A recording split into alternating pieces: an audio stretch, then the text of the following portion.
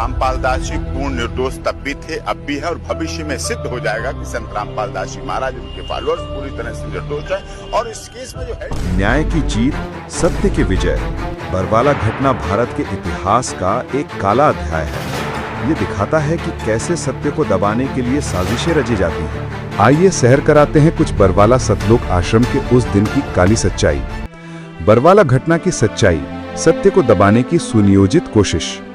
बरवाला में हुई इस घटना को समझने के लिए हमें उन परिस्थितियों पर नजर डालनी होगी जिन्होंने इसे एक त्रासदी में बदल दिया। ये कोई सामान्य पुलिस कार्रवाई नहीं थी, बल्कि एक सुनियोजित हमला था जिसका उद्देश्य संत रामपाल जी और उनके आश्रम को बदनाम करना था। हिंसक कार्रवाई। पुलिस ने बिना किसी ठोस सबूत या उचित नोटिस के आश्रम पर हमला किया। आंसू गैस के गोले, लाठियां और वाटर कैनन का उपयोग भक्तों को डराने और तितर बितर करने के लिए किया गया। बुनियादी सुविधाओं पर रोक। स्थानीय प्रशासन ने आश्रम की बिजली और पानी की आपूर्ति काट दी। इससे वहां मौजूद लोगों को भोजन, पानी और चिकित्सा जैसी मूलभूत सुविधाओं से वंचित किया गया। एम्बुलेंस पर प्रतिबंध। पुलिस ने आश्रम के गेट पर एम्बुलेंस को रोका, जिसके कारण कई लोगों को समय पर चिकित्सा सहायता नहीं मिली। ये लापरवाही मृत्यु का एक प्रमुख कारण बनी। मीडिया की एक तरफा कहानी। मुख्य धारा की मीडिया ने इस घटना को सनसनीखेज बनाकर पेश किया। आश्रम में हथियारबंद समर्थकों और बंधकों की झूठी कहानियां गढ़ी गईं, जबकि सच्चाई ये थी कि वहां मौजूद लोग शांतिपूर्ण भक्त थे।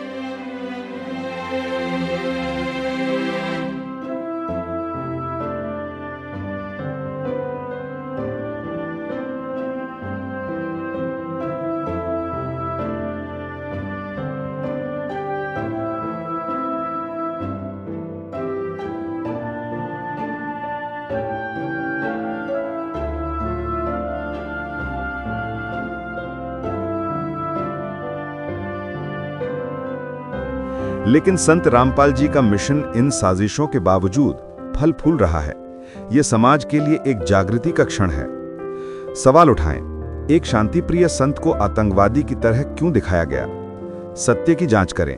मीडिया और प्रशासन की एक तरफा कहानी को आंख मूंद कर स्वीकार न करें। शास्त्रों को पढ़ें। संत रामपाल जी की शिक्षाओं को शास्त्रों के साथ तुलना करें और सत्य को स्वयं जांचें। पंजाब और हरियाणा हाई कोर्ट का ये ऐतिहासिक फैसला सिर्फ एक कानूनी आदेश नहीं है, ये न्याय प्रणाली में आम आदमी के विश्वास की पुनः स्थापना है। ये इस बात का प्रमाण है कि यदि आप सत्य के मार्ग पर हैं, तो देर से ही सही न्याय अवश्य मिलता है। ये फैसला उन लाखों अनुयायियों के लिए एक बड़ी राहत है जो वर्षों से इस दिन की प्रतीक्षा कर रहे थे। हालांकि मुख्य अपील पर अंतिम फैसला आना अभी बाकी है, लेकिन सजा का निलंबन और जमानत मिलना अपने आप में एक बहुत बड़ी जीत है। ये इस बात का संकेत है कि न्याय का पहिया सत्य की दिशा में घूम चुका है। अब समाज को भी संत रामपाल जी महाराज द्वारा दिखाए जा रहे शास्त्र आधारित ज्ञान को निष्पक्ष होकर समझने और समाज सुधार के उनके महान मिशन में योगदान देने की आवश्यकता है। संत रामपाल जी महाराज को हाईकोर्ट से FIR 429 में बड़ी राहत। 1. FIR 429 में संत रामपाल जी महाराज को क्या राहत मिली है? हाईकोर्ट ने FIR 429 में उम्र कैद की सजा को निलंबित कर दिया है और उन्हें जमानत मंजूर की है। 2. FIR 330 में संत रामपाल जी को कब राहत मिली थी? 28 अगस्त 2025 को हाईकोर्ट ने FIR 330 में सजा को निलंबित किया था। 3. FIR 429 का मामला किस घटना से जुड़ा है? ये मामला 2014 के बरवारा सतलोक आश्रम कांड से जुड़ा है, जिसमें 5 महिलाओं और 1 बच्चे की मृत्यु हुई थी। 4. हाईकोर्ट ने FIR 429 में सजा निलंबित क्यों की? गवाहों के मुकर जाने, मेडिकल रिपोर्ट में विरोधाभास और मानवीय आधार पर कोर्ट ने सजा को निलंबित किया। क्या है जमानत की शर्तें?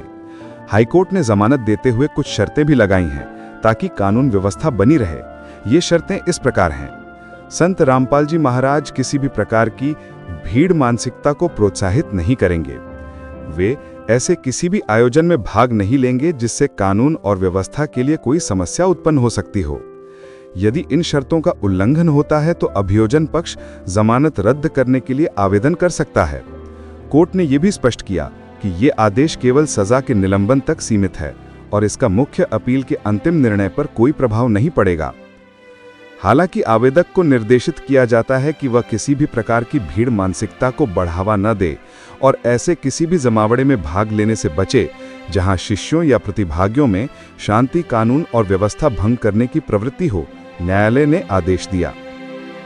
तो देखें ना दोस्तों, इस प्रकार एक गंभीर साजिशों के साथ संत रामपाल जी के आश्रम और उनके भक्तों पर बेरहमी से अटैक किया गया, पर सत्य तो सत्य ही होता है जो एक दिन सबकी आंखों की पट्टियां खोल ही देता है।